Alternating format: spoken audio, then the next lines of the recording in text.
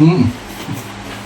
Untuk menu makan hari ini ada kobis ya teman-teman, kemudian tauge, pakcoy, telur asin 2 butir ya, tambah sambal pecel khas Madiun bolo ya. Kita tuangkan sambal pecel khas Madiun ya.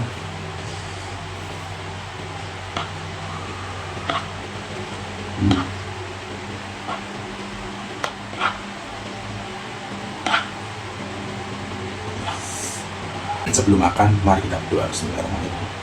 Allahumma Alhamdulillah. Tauge teman-teman, ini tauge wajib ya. Laki-laki jangan lupa ya, tauge ini wajib. Bismillah.